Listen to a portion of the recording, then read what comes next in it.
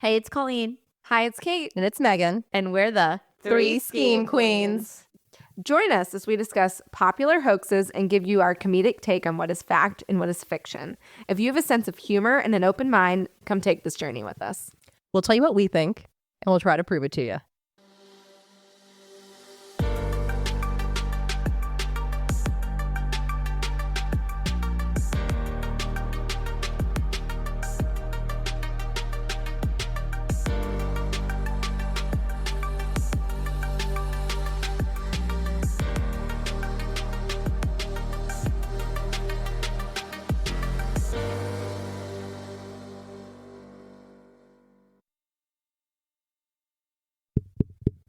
Is this thing on? Hey, guys. Hey. What's up?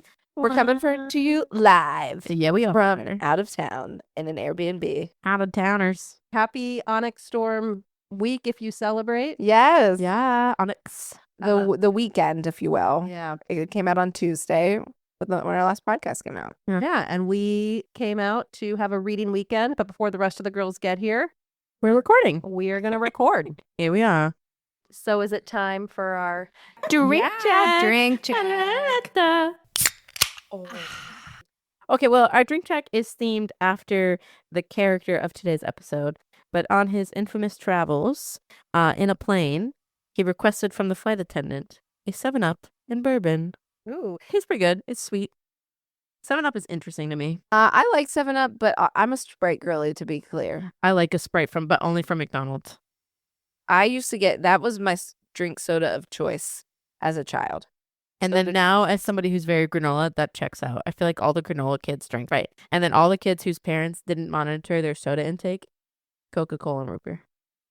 Mountain Dew. Oh, I was not a Mountain Dew person. Mountain Dew is not a thing. Mountain Dew is like, people would still drink Mountain Dew. I don't think I've had a Mountain Dew in my entire life. Really? I do not like Mountain Dew.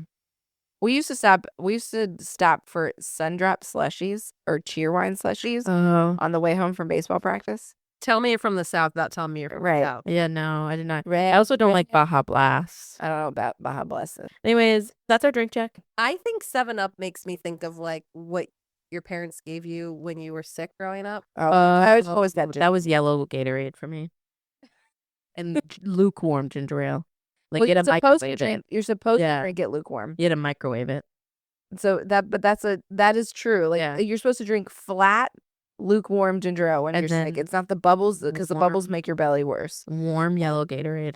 I'm a disbeliever in that theory. I could But- dry heave thinking about yellow Gatorade right now. My alcohol swab trick comes directly from Megan. Oh yeah, And it works. You know, the studies show it is just as effective as Zofran, which is Yep. the most commonly used antiemetic. So then you get to smell the alcohol, relieve your nausea, and not have any cardiac risk. bingo. So that's why I have a alcohol wipes during my period. whenever I go into a patient's room and they're like immediately nauseous, I just pull out. Shove it under their nose. I shove it under Yeah. their nose, and they're typically fine. Except one time I had a patient get a nosebleed from it. That's I don't know if it was unrelated or not. unrelated. It's Yeah. probably the oxygen that was not bubbled. I'm with you on that. So should we get into it? All right. All right, let's get into it now. All right, mates. This is not a European storyline. This is strictly American. This is a story about a man known as D.B. Cooper, or Dan Cooper. He's an unidentified man who is famous for hijacking his Northwest Orient Airlines flight 305 in the 1970s. He is infamous because we don't know what happened to him after he jumped out of the plane. Is he still alive? Where's his money? How did he accomplish this? Okay, I think that he lived to tell the tale, Okay. except he never told the tale, No, he kept it to himself. and he kept it to himself. And then his kids found him out, and that's what happened. That's what I think too. I mean, I like to think he survived. I also, though, I'm not so sure he's even real. Whoa. Oh, I Wait, think he's real. hold on. Like, there's a lot of Did he- first-person witnesses. Hold on. Did he enter a time portal? Shut up. That is a theory I saw. I saw there was a theory There's a lot of that theories. took it all back to. Loki. Yep. I No. believe it. It always goes back to Marvel. Okay, can I just say the reason why I'm talking about D.B. Cooper? Number one, Had no idea how many details were involved in the story. It kept going on and on and on and on and on. So I'm thankful for Megan for participating with me on this one because there was a lot to read. Okay. The only reason why I'm talking about this is because I started watching a new TV series, and the main character is ferociously attractive. The show is called Prison Break, and DB Cooper is a character in Prison Break. He is going by a different name, and he's arrested in the prison with the main character, Michael, and it's all about Michael trying to get to DB Cooper's money. Well, not all about that, but the money plays a part. And that's when I learned that DB Cooper is a real-life conspiracy. And that's why I wanted to present on it. But yeah, there's so many details to it. So we're going to go into it. So it all occurred on a flight from Portland to Seattle. It was the Northwest Orient Airlines Flight 305. It was a Boeing 727 aircraft with Boeing. And it occurred Thanksgiving weekend. So it was November 1971. Okay. So basic timeline. The majority of the information we have comes from FBI interviews with the flight attendants on the flight. The DB Cooper was a mistaken print. Right. So Yeah. he walked in before the flight and Right. bought a ticket In cash. $20 cash. Wait, $20? Yeah, $20 cash. Wow. Could you imagine? Well, because it was a 30-minute flight. It was like up and down. 35 minutes. Yeah. It's the 1970s. And he bought the ticket under the name Dan Cooper. And when this all happened, after this happened, a reporter was reporting on it, and they misidentified him as DB Cooper. And So that's where DB Cooper came from. Yeah, but Dan Cooper. The official alias we have based on the ticket is And Dan Cooper. so it's 1970s, so you didn't have to provide any proof of identity. You just walk up and be like, my name's Dan Cooper. Can I get a ticket? Portland, Seattle. So main plot points, okay? Buys ticket in cash, gets ticket, gets onto plane. Okay, so there's no trail. No, it's all cash. Oh, this is why it's not real. He's on the plane. So again, it's about a 30-minute flight. Okay. So they get to flying altitude. But at some point, he pulls a flight attendant aside, and I'm going to get into the names because the flight attendants are very important. They're the people that we have the most info from. Okay. Pulls a flight attendant aside, says he has a bomb, demands $200,000, which is $1.5 million today. Whoa. And 4 parachutes. Specifically, $200K, 4 parachutes, and he wants the money in a canvas bag.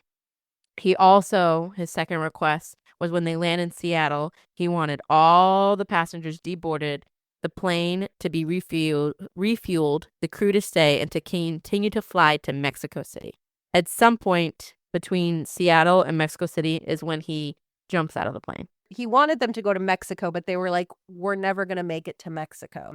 Where they fly over matters, and I'm going to go over that. Yeah, so they were actually flying. Well, but it's important because the reason I bring this up is because his plan was to go to Mexico. Yeah, and run away. And they said, we can't go to Mexico. We don't have fuel for that. So he's like, okay, well, why don't we go? At the very last minute, they said, we can go to Reno, land and refuel, and then go to Mexico. And he said, okay, let's do that. And that's important because it takes them on a different route, flight path. Yeah. And that was a spur them in. And where they fly over matters based on like what people think of the aftermath. Right. And if you're thinking that there was like someone who picked him up or something, yeah, it makes it harder to believe knowing that like this was a spur route. It wasn't where he wanted to be. Portions of the money was found later in the 1980s along the Columbia River in Vancouver, Washington.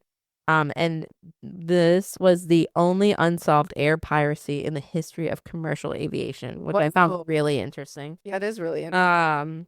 And a part of the result of DB Cooper's story is that airport security changed, and they started adding metal detectors and baggage inspection, including more thorough searching on passengers who paid in cash. Guys, we're currently being served fresh cookies from Mermaid Girl. Oh, heck yeah. Thanks, Mermaid Girl. Snack check. A lot of the conspiracy competes against what the FBI think, resulting from their investigation. And they're basically like, there's no way he did it, he died. And they think that because they felt he didn't have true understanding of the weather, didn't have proper skydiving equipment, didn't understand the terrain, and we're going to go over where they fly. And overall, he just lacked general knowledge regarding his landing area. And then the money disappeared and was never used. So therefore, they're like, oh, it was never used and he died. But you're going to give us more details, but I would actually disagree with them. Yeah, I do too. He's unknown. How do they know what he doesn't know? Yeah, that's what I mean. Yeah, I don't know anything about him. I think when we hear some of these conversations, it sounds like he did know what he was doing. Yeah, Mhm. based on what you hear from the flight attendants, he sounded so knowledgeable. Mhm. Yeah, he could be prior military. And again, That's- he's unknown. A lot of the suspects Mhm. are Thank you. prior Yeah. military, like parachuters. Yeah. Airborne. How did he do it? What was the timeline of the hijacking? November 24th, 1971.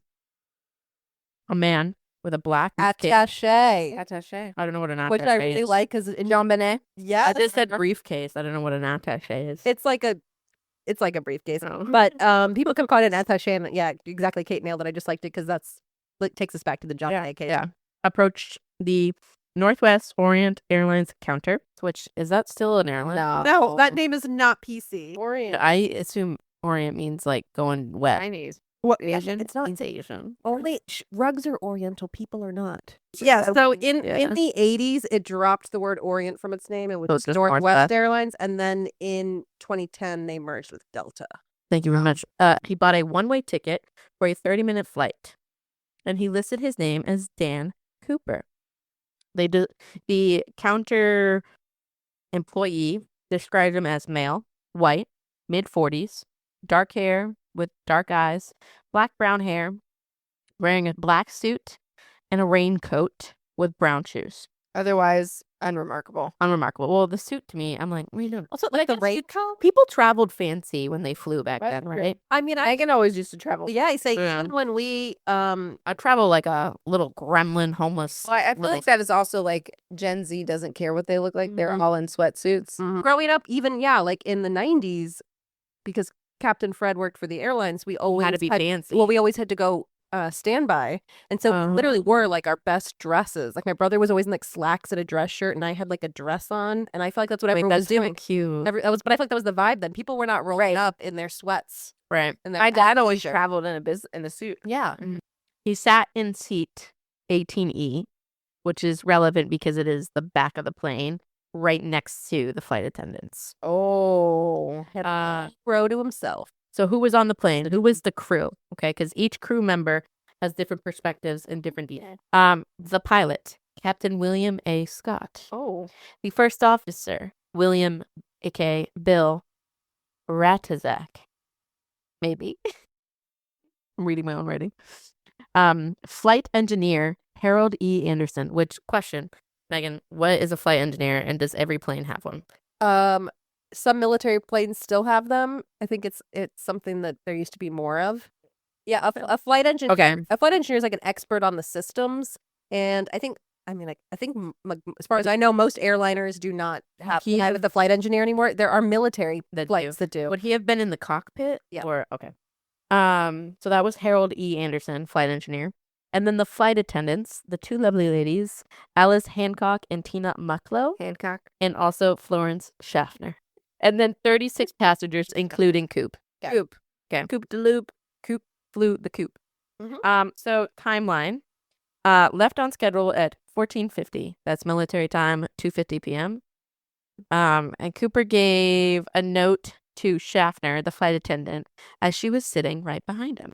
He must have chosen his seat for a reason, / he knew the plane setup. Like, So he that's- knew where the seat was That's going to the thing. be. People are. Yeah. He knew this aircraft, and I'm He sure had to get to into know. that. Yeah. It is also interesting because he boarded last, Oh, I didn't get that. and it's like I didn't know he that. seemed like he knew what he wanted to do.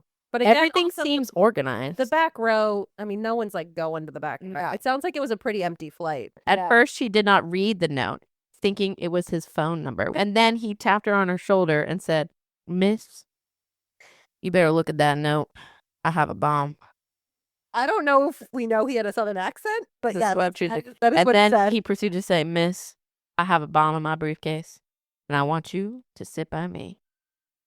And then he showed her what was in his bag, which allegedly is a bomb, but I don't know. I don't know what bombs look like. But this is what she described seeing. 2 rows of 4 red cylinders, which she assumed to have been dynamite, wiring, and a cylinder battery. That could have easily just been a bunch of like hoopla in a bag. Yeah. Like, I think he didn't have a bomb, but tried to make it look like he had. I think that if someone would have shown you that, you'd have been like, You'd be like, "Shut the fuck up." I was like, those Legos. Wait a second. Did you You made that? YouTube this? Yeah. I mean, I've seen that video. I mean, honestly, that's probably what I would do if I was gonna hijack I'd watch a YouTube video. No, like I don't want to actually die. I don't want to actually put Yeah. people at And risk. also, You would just pretend like you had a bomb. when I think, I don't even know what a bomb would look like. I just be like, here's a plastic grenade. I'm sure this 20-year-old flight attendant Didn't he either. had no well, idea. and also when I think an explosive like this, I think there should be like a little clock with like tick tock, tick. Oh yeah, like Like, all the smart. All Yeah, like what's setting it off? There's nothing. like 24. Yeah, Well, she didn't 'cause have a description yes, of what set it off. But if he had a clicker, clicker, because apparently he did keep it in his left hand the whole time, and she had to light his cigarettes for him. Yeah. He was not releasing the detonator. Yeah. So I think if think you it have was a bomb? detonator, you don't need a time. I don't know. That's true. That's true. Um, Megan would know because she went to see her school. you're right. I trust Lane. Well, there was no explosive So, training in Sears Valley. He then, Cooper then proceeds to write his demands on a piece of paper and directs her to bring it to the cockpit. So she becomes his little messenger. The note reads, Cooper requests $200,000 in a knapsack by 5 p.m. He wants two front parachutes, 2 back parachutes. He wants money in negotiable American currency. That was his request. This is what the FBI thinks from his requests. They felt that by requesting for multiple parachutes, it implied he was going to take a hostage. He never does. No, but I think that's why it's brilliant because Yeah. if he was like, I want 1 parachute, they could just like sabotage the parachute, right? Right. Yeah, But but if no. but if like I want 2 and they're like, wait, he's gonna take a hostage, and then they're like, well, we can't really. I also parachute. don't know the difference between front parachute and back parachute. Wait. I would never jump out of an airplane. No one is surprised Yeah. and would not jump out of an airplane. I think I would, but I'd be really afraid about breaking my legs. Just your legs. Just my legs. Because I trust the coming down process. It's the when you land, you have to run. thing. You know what I mean? And also, hold on. You have to do it attached to somebody. Have you seen what that looks like? Yeah, you look Embarrassing.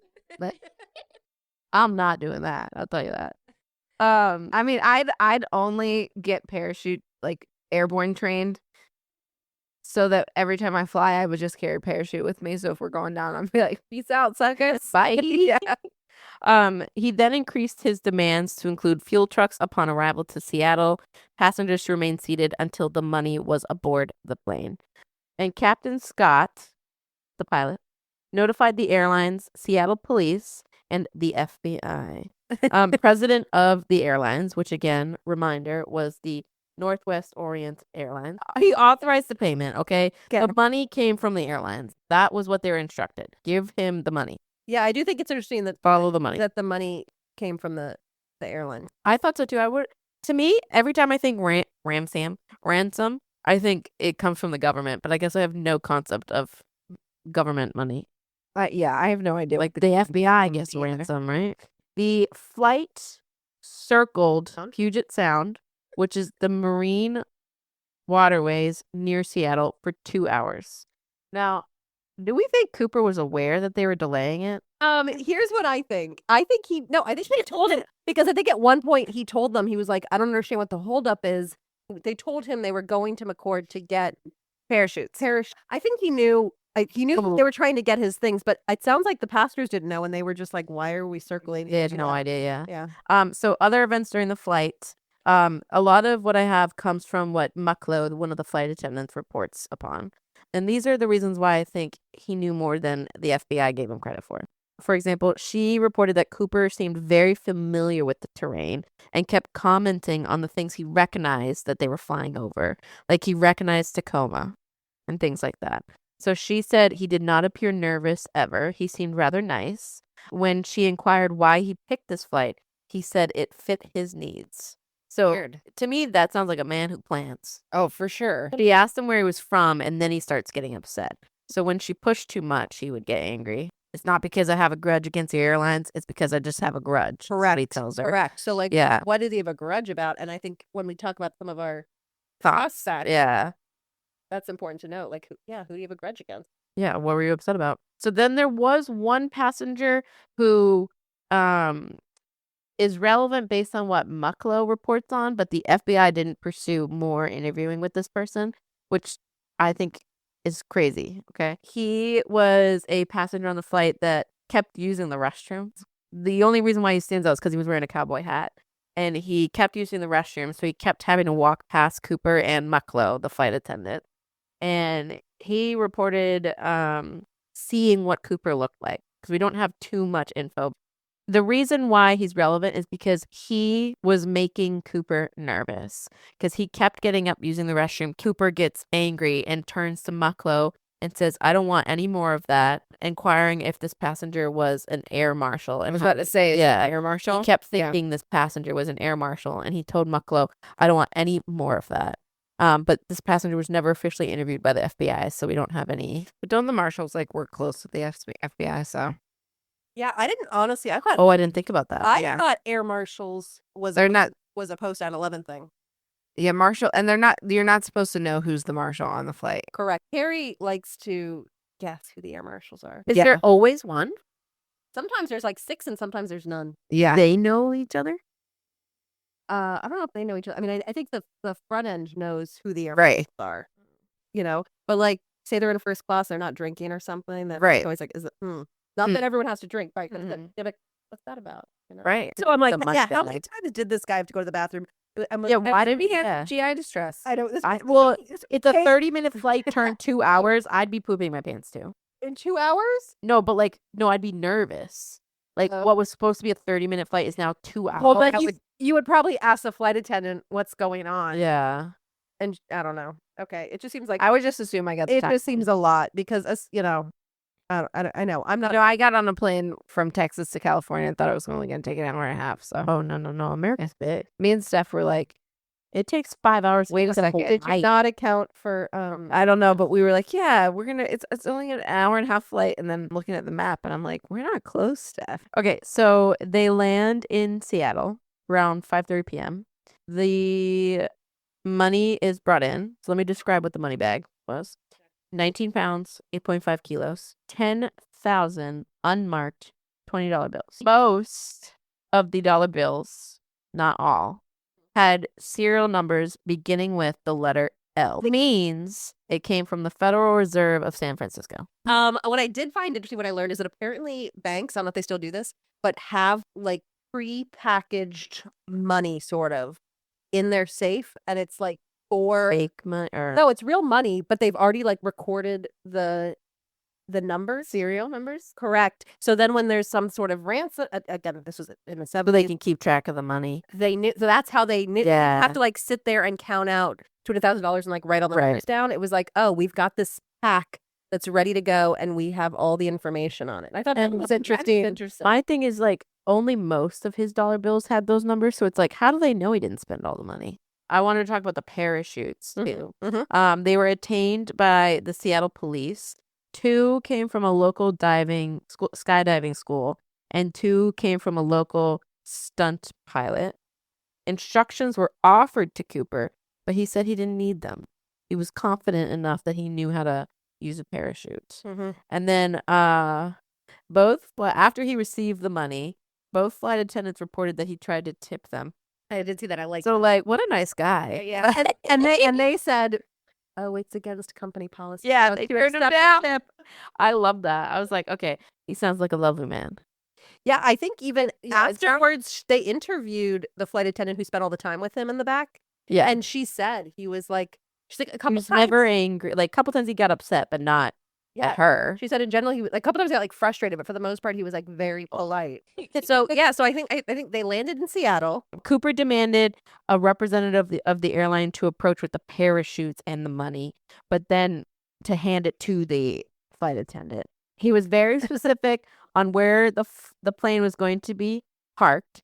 He was very specific that they could only enter and exit from one entrance, and he requested a representative from the airlines to bring the parachute and money to the plane. and hand it to the flight attendant. The representative ended up being a law enforcement who changed it to civilian clothes so as to not trigger Cooper into reacting. He received the money. The flight was refueled, and he then tried to tip the girls, but like we said, they denied, which again made me laugh. I don't know. The people got off the plane. He was not threatening the passengers. He didn't want anything to do with the passengers. So again, good guy. I think it's funny that some of the quotes the flight attendants say that or claim he said was things like, "I won't bite you," or like he said the flight attendants could leave and do whatever girls would like. Like he was kind of flirty. I'm like, not gonna lie, guys. You have a little crush? I would jump with him. Except, hold on, let me show you what he looked like. Well, what they think he looked like. But he looks pretty non-descript. Right. That's what I mean. Like he's very like. No, I'm pretty sure he was wearing sunglasses the whole time, and so they didn't know what his eyes looked like. That's why that second picture is a guess. Okay, that makes more sense. You're right. You are right. You correct. I stand corrected. He was landed, and that's when he said, "I want to go to Mexico," and they said, "We don't have that." He was getting suspicious because they claimed he kept saying things like, "This shouldn't take so long. Let's get the show on the road." Yeah, I think he started to get a little bit antsy. He gets antsy, and that's when they tell him, "Look, at minimum airspeed, we cannot possibly make it to Mexico City without refueling." And so then they tell him that they have to stop in Reno, Tahoe International Airport to have a second refuel before continuing to Mexico. Well, and then I think, so he also has this demand where he says, and this I think goes back into how you and I agree that he was smarter than the FBI is giving him credit for. Yes. Because he says, he gives him these very specific directives. He says, I want, again, he requested initially a southeast course toward Mexico City. Yes. So now we know he couldn't go there. At the minimum airspeed possible without stalling the aircraft. So that would be 100 knots or 115 miles per hour. Right. And he said, do not go above 10,000 feet altitude. And he wanted them to take off and leave the landing gear down and keep. So the reason he wanted them to fly with the stairs down. And the whole reason he picked the 727 is because they could do it. The 727 has stairs in the aft part of the plane. Yeah. And which is where he was sitting. Yeah. And he wanted to. So he knew the plane. It sounds like the pilots were like, well, when he made this request, it was very clear to us, like, he knew it was like, and his plan was to jump, right? We knew exactly what he's planning to do. Well, and he was like, well, if you refuse to take off with it open, the stairs open, I'll just do it mid-flight. Yeah, and so he says, adapted his plan. Said the wing flaps need to be lowered 15 degrees. The cabin has to remain unpressurized. So this sounds like someone who maybe knows what they're doing. Yeah. And then, I heard he wanted the flight attendant to lower the stairs in flight, but they were like, that's too dangerous for her. And so he said, okay. She was afraid she was going to get sucked out. And he said, okay, fine. I'll do it. I'll do it. Just go to the front of the plane. I do want to point out one of the other things that have lasted since Cooper is a device added to the planes that's called a Cooper vane. Do you know what that is? Tell me about it. A Cooper vane, also sometimes called the Dan Cooper switch or the DB Cooper device, is a mechanical wedge that prevents the air stairs from being lowered in flight. Isn't that interesting? That is interesting. And she said, please take that bomb with you. Oh, yeah. And he did. And he took everything with these notes. Which to me means it's not a bomb. Guys, I don't think it was a bomb. He collected the notes back. Yeah. I think he wanted his hand. Yeah, he wanted his handwriting. So he made them give him back the notes. He seemed to have this whole plan. People claim that, like, the parachutes. So one of the parachutes, like a training parachute on accident. And they're like, that's one of the ones he took. And so people say, obviously, he didn't know what he was doing, except they're like, the one he did pick, the one he picked that he actually wore was like a military parachute. Yeah. So he probably was comfortable with that because we assume he might have been military. Right. And he used, because you talked about the bag they delivered. He didn't like the bag they delivered the money in. So he then took out, the parachutes were in a canvas bag. Right. So he removed a parachute and put the money into that bag. And that put the money in the bag and you send it there. So they think that, like, he might have used the training parachute to, like, put the money in. Right. So it's not like he put it on and jumped with this it was parachute. Yeah. Is what the FBI kind of implies as far as, like, why he might have died. Yeah. And again, how sounds like he lived to me. Yeah, I think, guys. So they take off to go to Reno. Yep, they're mid-flight. So he sent the flight attendant to the front because she was freaking out, right? And she Yes, went all over the yeah. stairs. So he's pretty much in the back by himself But now. in order to close the curtain Yep. between coach and first class and not return, Mhm. so that she couldn't see what he does in the back of the plane. Exactly. Because again, now the plane's empty. There's no passengers. Mhm. It's just the cockpit and the So flight creepy. attendants. It's so So creepy. he sends her up front, tells her to close the curtain so she can't see. Nobody knows what's going on in the back of the plane. But he does promise to take the bomb, quote, bomb. I don't know. Was it a bomb? With him. He ties the money bag, which is now in the parachute bag, around his waist. I think that was the last thing she saw, right? Was him like tying it around his waist, yeah. Mucklow was the last person to see Cooper. Around 8 p.m., the cockpit warning light went off, informing them that the air staircase had been deployed. So he did it himself. So, like, he knew how to do it. They ask him if he needs any assistance, but Cooper's last message was a one-word reply. No. Isn't that crazy? That is great. And at approximately 8:13 p.m., the aircraft's tail section suddenly pitched upwards, forcing the pilots to readjust the plane's flight, meaning he was out the door. And one of the pilots said Ratazak. that this sudden upward pitch occurred near the suburbs north of Portland. Yep. And Which is a very rough terrain area. well, and he says in this documentary on HBO that he said, "Mark your screens because I think your friend just took leave of us." You went down over Portland? Yeah. But like in the woods. In the woods. Wait. Didn't he come from Portland? No, he came from Seattle. Seattle to Portland. Oh. Yeah. Wait, what about Reno? So he went They're on their way from Portland to Portland Reno. to Seattle. So he went north and then he has to come south. Oh, yeah. But yeah. you said he jumped out over Portland? Yeah. But not it's a north of the suburbs of Portland. He jumped out over a heavily wooded area, which is why these people shouldn't find the FBI is like he couldn't He survive. couldn't live. Reno to No. Oh, my God. No, Portland, they were heading Seattle. to Reno. Now they're leaving Seattle. They're heading to Reno. So there was this whole debate about where he was going to go, but he was only on the plane for like 30 minutes. Not even, He yeah. jumped. But why would he jump off where he started? Nobody knows. Where he's from. Yeah. Oh, well, allegedly, That maybe. makes sense. Maybe he had someone picking him up there. Oh. He just said, I was Wait. going to go back. So they're Right. heading toward So I'm Mexico. assuming that's why they were okay. But then they I'm all confused. But it also Yeah. sounds like We're when reading he- between the lines. But it also sounds like when he took off from, like these pilots have said, when they took off from Seattle and he had all these requests, like yeah. fly low, landing He gear knew down, what to direct them. and he yeah. had the parachutes. Right. Like we kind of knew his plan was always to jump, which is why when they called him back, like, do you need help back there? Yeah, he was like, no. He Because- doesn't need any help. He knew what he So was so doing. he told him he wanted to go to Mexico, but it seems like they kind of knew he wasn't really gonna go to Mexico. That his plan was probably to jump out at of some this point. plane. Yeah. So Oh. things they found after he Mhm. yeeted. His clip-on tie Classic. and 2 of the 4 parachutes. And 7 cigarette butts because the flight Because she was lighting the Yeah, yeah, it she was was lighting chain it for him the smoking. whole time. And I mean, what do you think is like the only DNA left behind? Could Yeah. be from these 7 cigarettes, and it seems like the best bet for some DNA, huh? Yeah. Right. Gone, Yeah. lost, missing, disappeared. Yeah. Like years later, Yeah. they They collected dropped them, they the bomb. collected them, they saved them, and then someone went back like, hey, we've got new Cigarette science. Yeah. Let's go recheck it. Now no one can find them. What? Yeah. It hits the news and it starts being reported. And this is where we get the infamous DB Cooper because a reporter misnamed him. And the first instinct the police have is to actually look up Daniel Cooper or Dan Cooper because they all felt he might actually be using his real name. And so there is now the Portland Cooper, which was just another man named Daniel Cooper who had a minor police record. And so they was like, that's not him.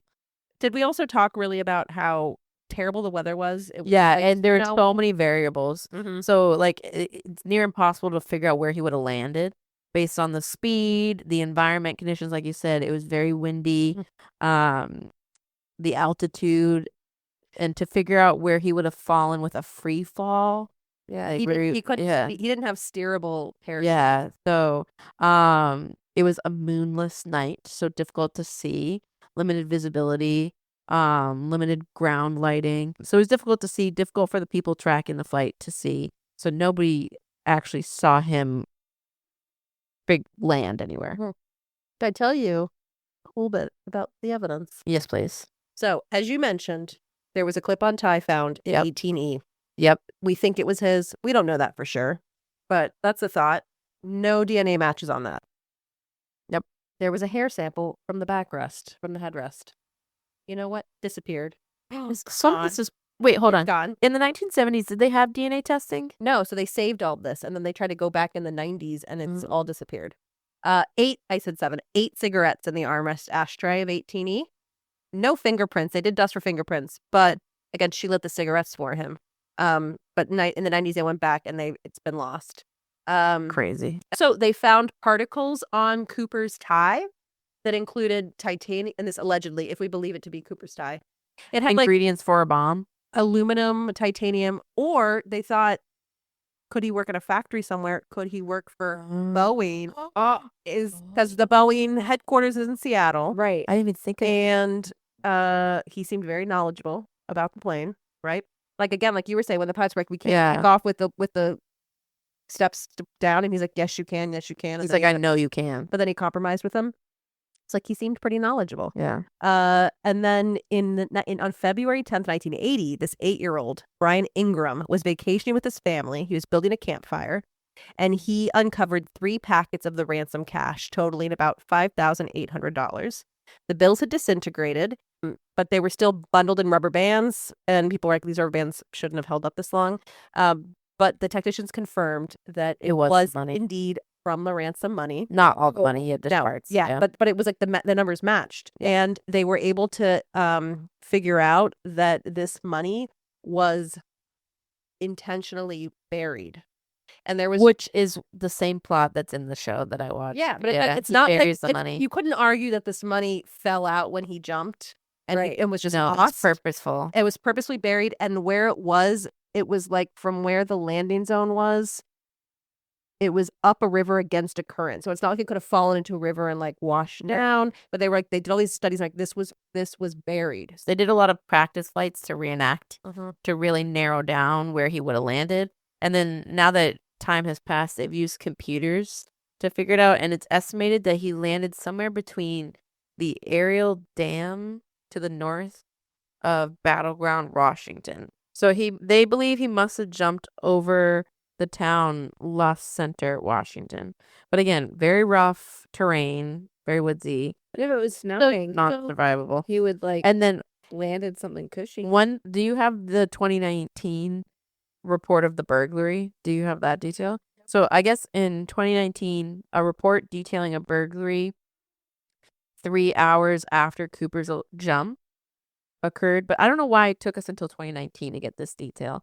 But apparently somebody came into a community store and demanded survival items, beef jerky, gloves. Do you want me to give you a couple of the main suspects, and then I'm going to tell you my theory, and you tell us what you think?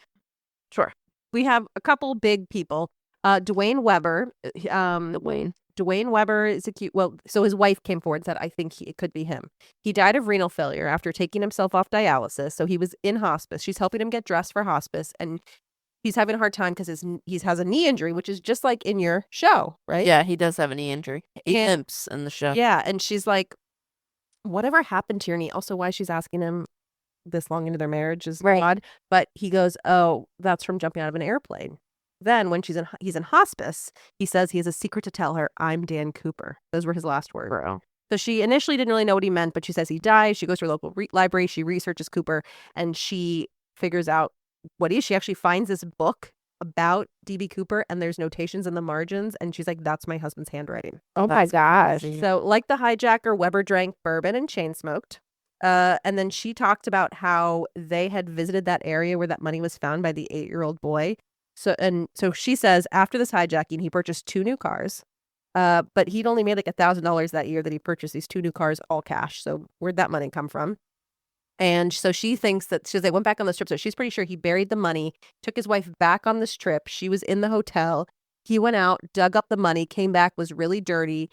And then she thinks that when he dug up this money, like $5,000 of it was damaged. So he went back and he threw it in the river. But this is just like John Bonet. All these people who admit to it. Right. DNA doesn't match. Fingerprints don't match. There's a little LGBTQ. Oh, here we go. Barbara Dayton, okay, was a pilot and a librarian, was born Robert Dayton, served in the U.S. Merchant Marines and then the Army, and worked with explosives for construction work and aspired to a professional airline career, but was unable to obtain a commercial pilot's license. So when he said, He doesn't need the I have a instructions. grudge, but not a grudge with the airline, maybe his grudge was that he couldn't get his pilot's license. Robert Dayton ended up having gender reassignment surgery in 1969 and became Barbara.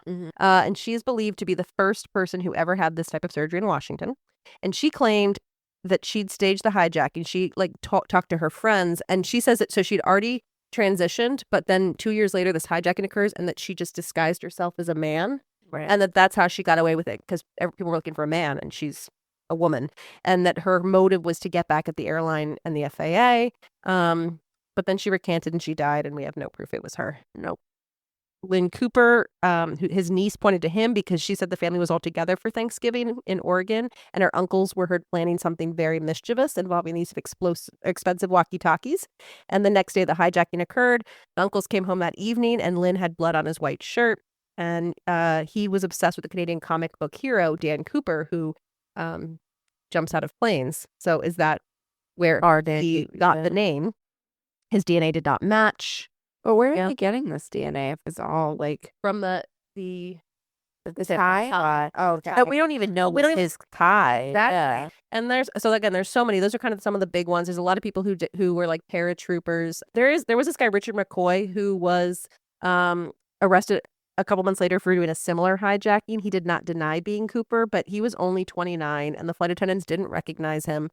And so if you believe this theory, then it's like he did it, but he lost the money, so he went back to do it again. And this is, I think I sent you the Instagram on this, that his children came forward after their mother's death. Like they always suspected him, but they thought their mom had helped him. We didn't want to speak up, but now that she's dead, they found the parachute allegedly in their garage, and so it's all being investigated. He was actually incarcerated for, again, a 1972 hijacking, but he escaped prison. He was shot in a shootout. He was turned in by one of his military buddies.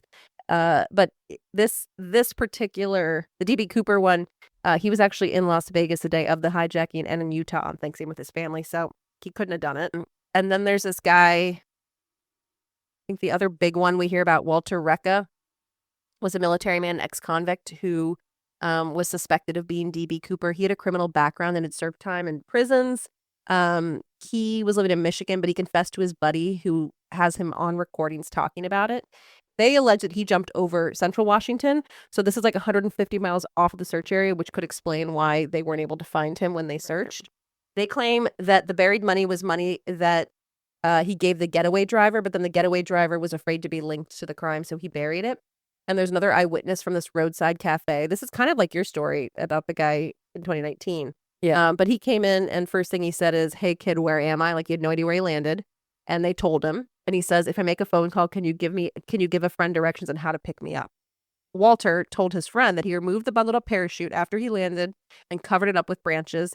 There are no accounts of anyone finding a parachute in that area, which might have been newsworthy at the time given the intense coverage of the hijacking. He limped for about a half an hour in the direction of the closest lights he saw. And then that's when he came across this cafe. And that's when he met a musician in a cowboy outfit. But it sounds like on these tapes, his friend might have been prompting him a lot and like giving him a lot of information. He did most of the talking. Yeah. And he doesn't really again, he's a little bit young, doesn't really match the suspect. But it is interesting that, like, if we were to believe he died, they didn't even find a parachute. No. The FBI is pretty adamant that he died. But I just feel like there's just too much questionable. Probably just easy for them to say he died. It's so easy for them. But also like the fact that the money looked purposely buried. The money that was found in the 80s looked purposefully buried. And then they kept going on and on about how like nobody with parachuting experience would have jumped at that point in the flight or that area in the flight. There's a gentleman named Larry Carr who investigated the DB Cooper storyline, and he speculates that Cooper was a paratrooper, and that's how he would have gotten this knowledge, and that Carr claims this would have been a livable jump. This was doable for anybody who had jumped more than a handful of times could have done this. Yeah. The FBI is making it seem like it's like an impossible jump, but really it's not. Well, I'm with you. I agree. A couple of thoughts that I did have that I wrote down was like back to your point about the money and like it getting spent or not, the money never getting spent and maybe he died. Right. After the hijacking, the FBI asked the Bureau of Printing and Engraving in DC to look for the bills. And it sounds like, and they had like banks looking, but it sounds like they're not, the banks are not still looking for this money, right? No. So if you just waited a couple of months, then they would have not been looking anymore. The issue with that, though, was I guess that as money gets like. Also, how do they look for money? Yeah, well, that's what I'm saying. Like, you think Do they especially scan? in the 70s when you didn't have all these computers yet, you saying every time somebody's bringing money to your bank or whatever, you're like looking at the Yeah, numbers. there's no way. You're not going to keep doing that. You might do that at first. I think he waited it out. Yeah, or if he spent it in another country. That was what I was gonna say too. Yeah, like we don't know. I think he definitely lived. We don't know where he went from there. What it is weird is that I guess as money gets damaged, all the currency gets sent back to DC, and so at this point, that money should be circulating back. But again, Seen it. I don't know if he spent the money in Mexico, if it would ever make its way back. Right. I'm not sure. If you're a listener, feel free to let us know. But no, my theory about did he even exist? There's kind of two theories. There's one theory that I guess there's a theory that maybe he got off in Seattle with all of these. Some people were like, he slept in his own bed last night. But like people really think. But there are videos of the 32 passengers getting off. None of them look like him. No. I don't know why the front end would lie about that. So I don't know. That's one theory. There's a theory that he didn't jump because no one saw him jump. Like you said, that he stayed on the plane. Did he hide somewhere in the plane?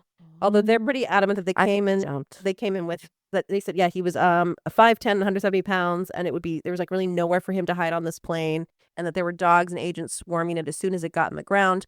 We know the plane went back to Seattle the next day because it still had all the luggage on board. Yeah. From the customers. So, I mean, it sounds like there was a pretty intense search at first, and then so maybe less likely that he was hiding.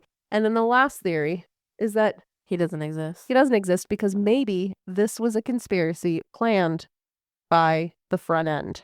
Because for them to take the money? Oh, no. I didn't even think of that. All we have is a handwritten ticket. Okay? Who's to say that one of these crew members couldn't make up a ticket? Oh, I like this. And then all of the interactions were really just with the flight attendant. Yeah. Right? And then Mucklow is our main. I mean, there's a couple of flight attendants. Yeah, he's our main character. She's the one who sat. She's the one who relayed all the information, was walking back and forth, all of that. And so maybe it was all of them. They were all in on this. I will say, we said there were 6 crew members. Yeah. So $1.5 million now divided by 6. Is that really worth all of this? Right. I don't know. But I guess the only thing is that there was this college student who claimed to have seen them interacting, and he provided the cowboy hat guy. I don't know if it's the same guy. Oh. There was a college student who was just catching a ride, I guess, who claimed to have seen D.B. Cooper. Like, he just saw the guy in the back row. I like the conspiracy that he was had some form of military background. Uh-huh. But a lot of people think he worked as like a cargo loader for the Air Force. So that's why he would have such knowledge on the plane. I want to believe he was a real guy and he lived. I don't know about because the Air Force, I don't know. I just feel like the Air Force wasn't flying 727s. I think an airline, a military background explains how he maybe knew about later shoots and jumped the plane. But he specifically knew that 727 could fly with if he was real. Maybe he worked for Boeing, which was in Seattle, and he did have evidence. So, final thoughts? I don't know. I think he was real and he lived. We want to believe he lived. That's what I want. I do. I want to believe he lived so bad. Yeah. If you follow the plot from the... But I do like the idea that maybe he didn't exist. Yeah. That's a good... That actually seems pretty knowledgeable. Yeah. I like the idea... Well, if you follow the plot of Prison Break, the show I watched, he lived, took on his real identity, and then proceeded to get arrested and lived the rest of his life in jail for something... Unrelated. Yeah. It's kind of like John Bonet. There's all these people who are like taking responsibility. Yeah. Nobody's DNA or fingerprints match. Is it even good DNA or fingerprints? We don't know. But there's like multiple suspects who were like, yeah, it was me. So yeah, will it ever get solved? He's a character featured in lots of different shows: Prison Break, Justified, The Blacklist, Loki.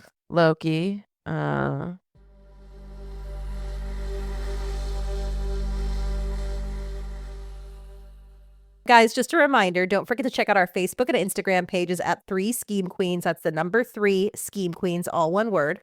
We're also on Reddit, same username. If you want to check out our website, go to 3schemequeens.com and you can find links to our social media accounts, our Buzzsprout page, all of our episodes, additional content, our contact page, and our discussion board where you can engage with us and share any updates on the topics that we have discussed.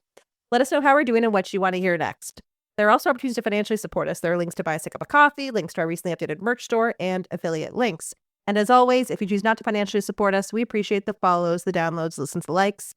Kate, what should the people do? Take out your phone right now. Text 3 people that you think would have enjoyed this episode. Share it with your friends and family, and scroll on down. Leave us a 5-star review. Leave us a comment. Share us on your Instagram or your TikTok because it's back. Okay, well, You guys like this? all right, well, we'll see you guys next Tuesday. See ya next Tuesday.